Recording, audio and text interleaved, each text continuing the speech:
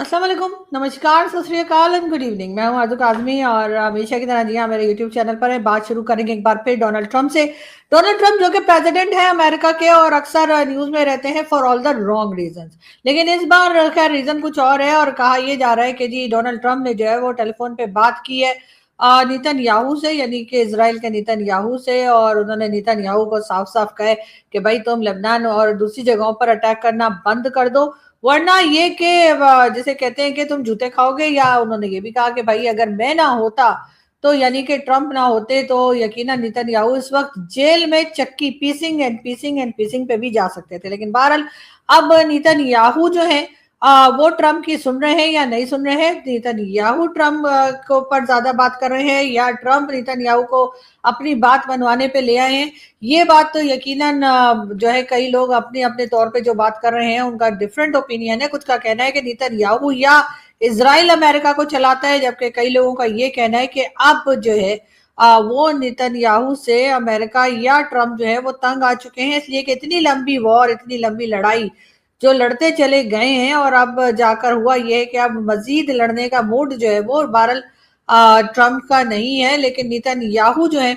वो रुकने पे नहीं आ रहे। तो अब नेतन्याहू को किस तरह से रोका जाए और क्या बताया जाए, ये यकीनन इस वक्त एक बहुत बड़ा चैलेंज है जो कि अमेरिकन प्रेसिडेंट के सामने है, जो ऑलरेडी अपनी ही कंट्री में लोगों से बातें सुन रहे हैं। दूसरी तरफ अगर हम ईरान की बात करें, ईरान इजराइल और अमेरिका वॉर जो चलती चली जा रही है और किसी तरीके से थमने में नहीं आ रही, और कई बार ऐसा होता है कि जी सीज फायर होता है और फिर उसके बाद सीज फायर वायलेशन की भी बात की जाती है, लेकिन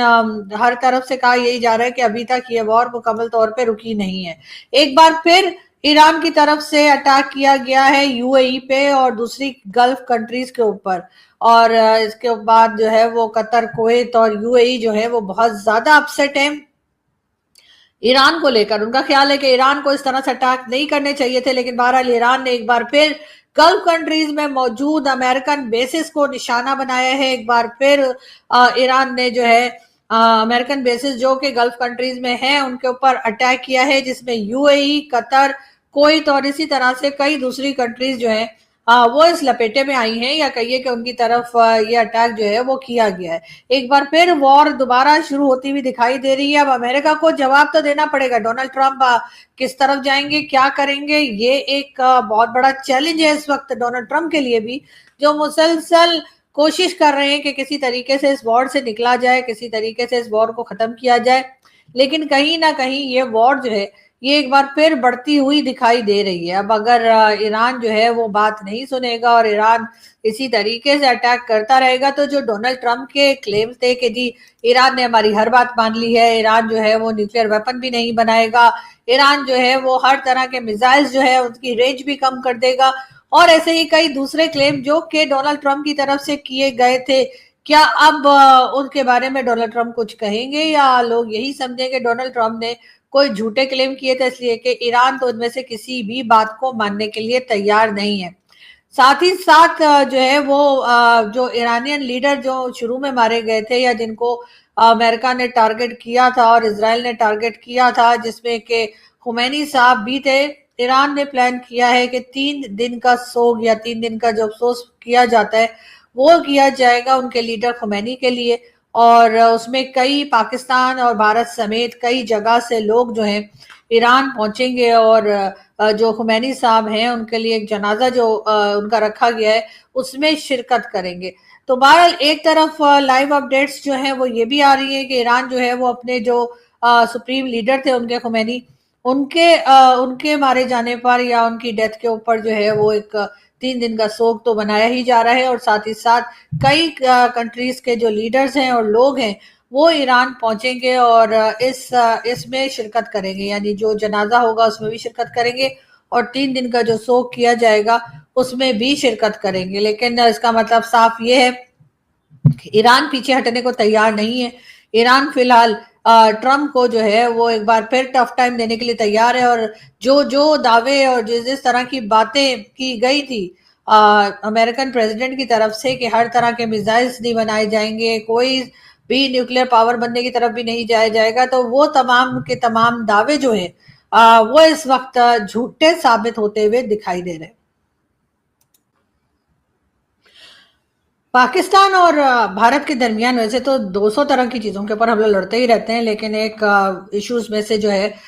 वो पानी का भी रहता है। और मैंने कई साल पहले यानी 5-6 साल पहले भी यही कहा था कि जो अगली जंग होगी वो पानी पर होगी। हिंदुस्तान पाकिस्तान के बीच में जो टेंशन मची हुई है वो कहीं ना कहीं जाकर वाटर शॉर्टेज या पानी के ऊपर ही खत्म होगी, और जो अगली जंग होगी हो सकता है हम पानी के ऊपर लड़े। उस पर कई लोगों ने कहा है किस तरह की बातें करिए, तो अजीब गरीब कुछ बोलती रहती है। लेकिन आज अगर वही लोग हालात को देखें तो पता लगेगा कि इस वक्त हम पानी के ऊपर ही लड़ रहे हैं। और बार बार जो बात की जा रही है भारत की तरफ से भी वो यही कि जी हम कई बार सुनने में आता है कि जी हम कुछ ज्यादा पानी पाकिस्तान की तरफ जा रहा था, अब हम उसको रोक लेंगे, डैम बना लिए जाएंगे, जिसके ऊपर पाकिस्तान में तरह तरह की बातें की जाती है। हमारे डिफेंस मिनिस्टर साहब ने तो यहाँ तक कह दिया था कि अगर भारत ने डैम बनाया तो हम उसे मिसाइल मारकर उस डैम को तोड़ देंगे, यानी उसको डैमेज कर देंगे। तो यानी आप डैम खुद नहीं बनाएंगे, लेकिन अगर भारत डैम बनाएगा और पानी को स्टोर करेगा तो उसके ऊपर आप रोना पिटना जारी रखेंगे। और यहाँ पर अभी तक किसी किस्म का कोई ऐसा काम नहीं किया गया जिसको ये कह सके कि जी डैम बनाने के ऊपर जा रहे हैं। इमरान खान ने भी बहुत दावे किए थे, साकिब निसार जो के कह लीजिए कि हमारे जज भी रह चुके हैं और उसके अलावा यानी कि चीफ जस्टिस भी रह चुके हैं, उन्होंने भी कहा था कि जी सब लोगों से पैसे भी जमा किए थे, एक टेलीथॉन भी कराई गई थी। इमरान खान के जमाने में वो पैसा कहाँ गया वो आज तक कोई नहीं बता रहा। हाँ, साकिब निसार साहब जरूर कभी कनाडा और कभी कहीं घूमते फिरते दिखाई देते हैं, जो कि उस पैसे के रखवाले रखे गए थे और उनका कहना था कि जी ये डैम मैं बनवाऊंगा और डैम बनवाने के लिए वहीं पे जहां डैम बन रहा होगा वहीं कुर्सी डाल के बैठा रहूंगा। लेकिन वो कहीं दिखाई नहीं दे रहे। बार बार हम इल्जाम या शोर यही मचाते हैं कि जी भारत हमारा पानी रोक रहा है, भारत हमारे साथ ये करे। तो भाई भारत के साथ आपने जिस तरह के टर्म्स रखे हुए तो उसके हिसाब से तो भारत का अगर बस चलेगा तो बिल्कुल आपका हुक्का पानी बंद करेगा, क्योंकि आपने तो ना कभी दोस्ती करने की कोशिश की, ना कभी आपने यहाँ से जो कुछ वो डिमांड्स करते हैं टेररिज्म को लेकर, ना कभी आपने उसके ऊपर काम करने की कोशिश की, आपने ना रिलेशंस बेहतर करने की कोशिश की। हाँ, अब ये जरूर है कि अगर वो डैम बनाने जा रहे हैं तो उसके ऊपर तरह तरह की बातें की जा रही है। मेजर साहब को थोड़ा सा सुन ही लेते हैं और फिर बात करते हैं। पाकिस्तानी टेलीविजन शो पे बोल रहे हैं, आई थिंक हामिद मीर ने ये बोला है कि भारत को डैम बनाने दो, उस डैम का रिमोट कंट्रोल हमारे पास होगा।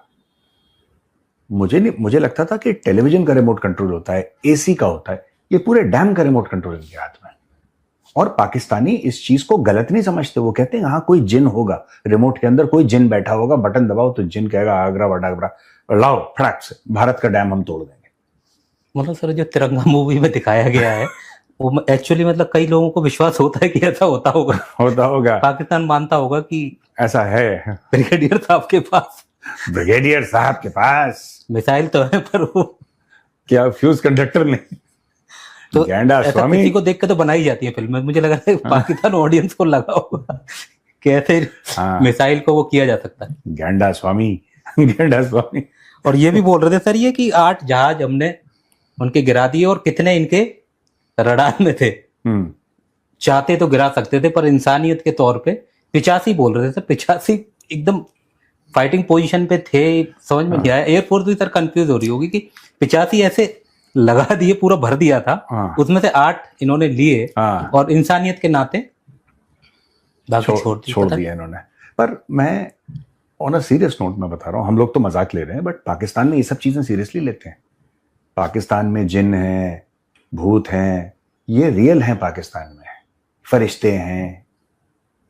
ठीक है। मतलब ये सारी जो चीजें हैं ना, ये पाकिस्तानियों के लिए असल जिंदगी का हिस्सा है।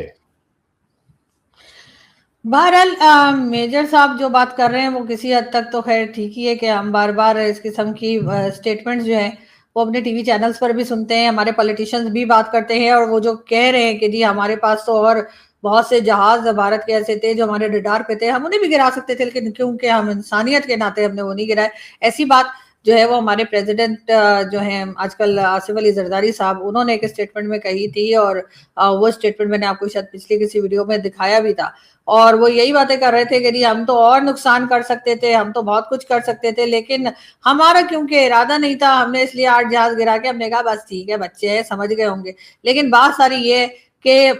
जैसे कहते हैं ना कि जो डैम वाली बात की जा रही है वो एक बहुत सीरियस इशू है اور پاکستان کو جو ہے ہرگز اس قسم کی حرکتیں یا باتیں نہیں کرنی چاہیے کہ جی اگر وہ ہوا تو ریموٹ ہمارے پاس ہوگا. ارے بھائی ریموٹ آپ کے پاس کیسے ہوگا؟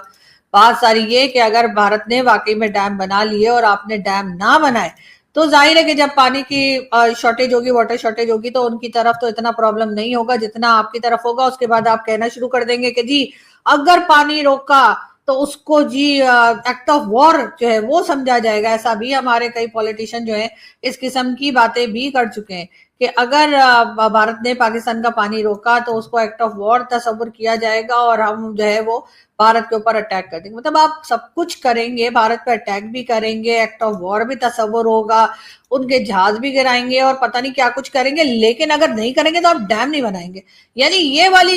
جو کہہ لیجیے جو لاجک ہے نا وہ ہمارے لوگوں کی, وہ میری سمجھ میں نہیں آتی کہ بھائی آپ ڈیم کیوں نہیں بناتے, بجائے اس کے کہ آپ کب سے برسوں سے آپ یہی رو رہے ہیں اور آپ کو ہر بار یہی لگتا ہے کہ بھارت جو ہے وہ پانی روک دے گا, اور جس وقت بارشیں زیادہ ہوں گی تو اس وقت وہ پانی کو پاکستان کی طرف روانہ بھی کر دیتے ہیں, اور اس کے بعد ہم کہتے ہیں جی ہمارے یہاں فلڈ آ گیا. اور ہمارے یہاں فلڈ اس لیے آ گیا کیونکہ نہیں بھارت نے یہاں سے پانی بھیج دیا. تو وہ بیچارے کریں تو کیا کریں, پانی روکیں تو ہمیں پرابلم, پانی نہ روکیں تو ہمیں پرابلم. تو ہمیں جو اپنا مین ایشوز ہیں کہ ہمیں ڈیم بنانے چاہیے, اس کے اوپر ہماری کوئی گورنمنٹ, کوئی ملٹری, کوئی کچھ نہیں کہتا. سب اپنی اپنی دنیا میں, پتہ نہیں مجھے سمجھ نہیں آتی کون سا نشہ کر کے آتے ہیں جو اس قسم کی سٹیٹمنٹ دے دیتے ہیں کہ جی اگر انہوں نے ڈیم بنائے تو ہم تو جا کر ان کی ڈیم کو ڈیمیج کر دیں گے یا اس کے اوپر میزائل مار دیں گے یا اس کا ریموٹ ہمارے پاس ہوگا.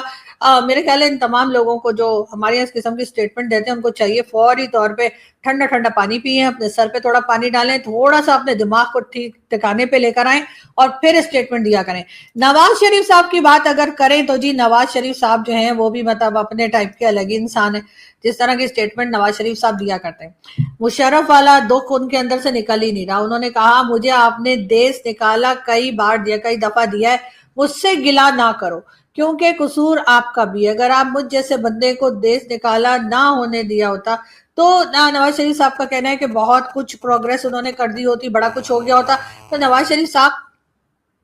جن لوگوں کے جہاز میں بیٹھ بیٹھ کر آپ آج کل پورے پاکستان میں اور دنیا میں چکر کاٹتے ہیں, آپ بھی اور آپ کی چیف منسٹر بٹیا بھی, اگر آپ انہی لوگوں سے پوچھئے کہ جی آپ کو کیوں نکالا, اس لیے کہ آپ کو نکالنے والی عام پبلک تو تھی نہیں اور نہ ہی کسی میں اتنی پاور ہے کہ وہ آپ کو نکالتا. آپ کو نکالنے والے وہی لوگ ہیں جو آپ کو لانے والے ہیں, اور یعنی جو آپ کو لا کے جنہوں نے 3 بار پرائم منسٹر بنایا انہی نے آپ کو 3 بار نکالا بھی, اور اسی طریقے سے آج کل بھی آپ انہی کے جہازوں میں ادھر سے ادھر گھوم پھر رہے ہیں.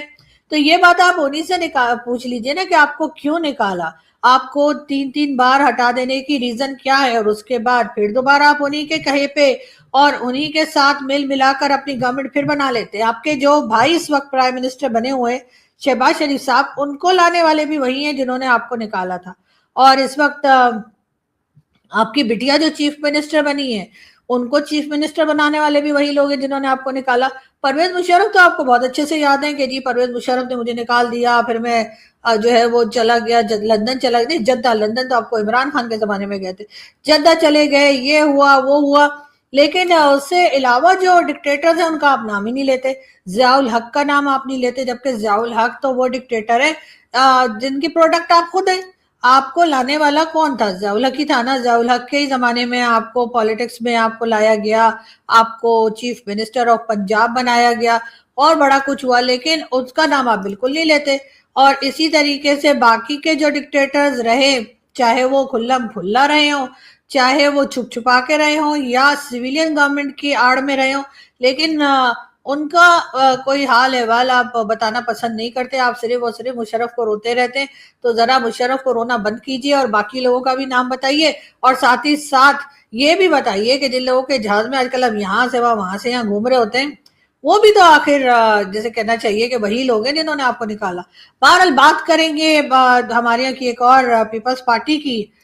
جو پولیٹیشین ہے ان کا, یعنی شرمیلا فاروقی صاحبہ کا. ان کا کہنا ہے کہ جی وہ آج بھی کہتی ہوں کہ کراچی میرے لیے پیرس ہے. جی ہاں, شرمیلا فاروقی صاحبہ کا کہنا یہ ہے کہ کراچی جو ہے ان کو پیرس لگتا ہے. تو شرمیلا فاروقی صاحبہ 2 دن پہلے آپ کے کراچی یعنی کہ پیرس میں ہاسپٹل کے باتھ روم کے یعنی کہ ہاسپٹل کے واش روم کے اندر ایک بچہ پیدا ہوا ہے. تو آپ کو یقیناً یہ بھی خبر ہوگی کہ آپ کے اس پیرس میں جو ہے وہ फीमेल्स या लेडीज या औरतें या खवातीन जो हैं वो जी बाथरूम में बच्चे पैदा कर रही हैं आपके इस पेरिस में। तो अगर आपको ये खबर नहीं है तो मैं बता रही हूँ, और अगर है तो फिर आपको इस बारे में क्या कहना है कि आपके इस पेरिस में जो कुछ हो रहा है उस पर कभी शर्म तो आती होगी। पीपल्स पार्टी जो है वो सिंध के अंदर बरसों से हुकूमत कर रही है और बरसों से जो है वो किसी ना किसी तरीके से सिंध पे कब्जा करके बैठी है। लेकिन सिंध का हाल क्या है, कराची का हाल क्या है, बाकी के शहर जो सिंध के हैं उनका क्या हाल है वाले, ये बात तो सभी जानते हैं। लेकिन अनफॉर्चुनेटली शर्मिला फारूकी साहिबा इस बारे में कोई बात करना पसंद नहीं करती, हालांकि उनको करना चाहिए। इस किस्म की बातें तो मेरा ख्याल है उनको करते रहना चाहिए ताकि असल हकीकत लोगों के सामने आए। बहरहाल ईरानी जो फॉरेन मिनिस्टर हैं उन्होंने इसहाक डार साहब से रब्ता किया है, उनसे फोन पे बात की है, कशीदा सूरत हाल जो चल रही है इस वक्त उस पर भी बात की है। लेकिन हमारी वो पीस टॉक का जो कह लीजिए कि एक बार फिर हम कोशिश कर रहे थे पीस टॉक की, वो नहीं हो पाई और आगे शायद मुश्किल ही लगता है, क्योंकि ईरान ने जिस तरह से एक बार फिर गल्फ कंट्रीज पर अटैक किया है उसके बाद अब शायद कोई बात करने के लिए इतना तैयार ना हो। लेकिन बाकी पाकिस्तान में कुछ हो रहा हो ना हो रहा हो, 2 नंबरी बड़ी दबाकर हो रही है और हमारे यहाँ लोग क्या कुछ कर रहे हैं, एक वीडियो देखते हैं फिर बात करते हैं। भाई ये दुकान पे एक बंदा आया था, सही है, और ये नोट दे के गया, हम लोगों ने देखा नहीं, हमने अंदर रख लिया। ये नोट देकर गया है कुत्ते का बच्चा, ये देखो, ये देखो,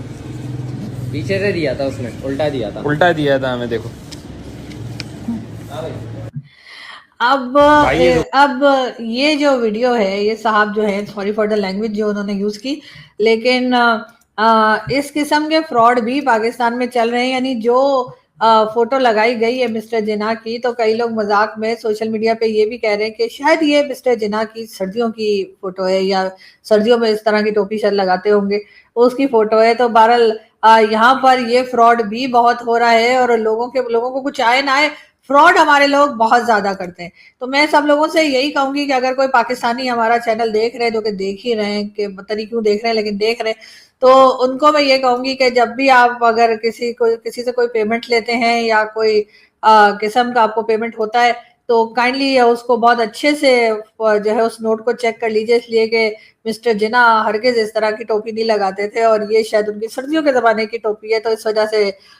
लोगों ने नोट भी ऐसा ही बना दिया। वैसे ये काम सिर्फ कराची वाले ही कर सकते हैं, इसलिए कि कराची के अलावा मैंने नहीं देखा कि किसी में इतना टैलेंट हो कि वो इस किस्म के नोट जो है वो बना लिया करें। मगर बहुत बाकी सब कुछ परफेक्ट है, पता नहीं टोपी में थोड़ी उनसे गड़बड़ हो गई। लेकिन खैर, ये जिस किसी ने भी डिजाइन किया है वो आइंदा ख्याल करें और नकली नोट जो है वो बनाते हुए थोड़ा डिजाइन देख लिया करें। लेकिन जो लोग ले रहे हैं उनसे भी मैं रिक्वेस्ट करूंगी कि प्लीज डबल चेक किया करें, किसी पे भरोसा मत करें। आजकल भरोसे का तो जमाना ही नहीं है, और वो भी खास तौर पे पाकिस्तान में। हमारे लोगों को कुछ आए ना है, फ्रॉड करना बहुत अच्छा आता है। बहरहाल यहाँ से हम चलते हैं, आपसे मुलाकात होगी नेक्स्ट वीडियो में। अपना बहुत सारा ख्याल रखिएगा, हंसते रहिए, मुस्कुराते रहिए और बहुत जल्द फिर मिलेंगे। Thank you.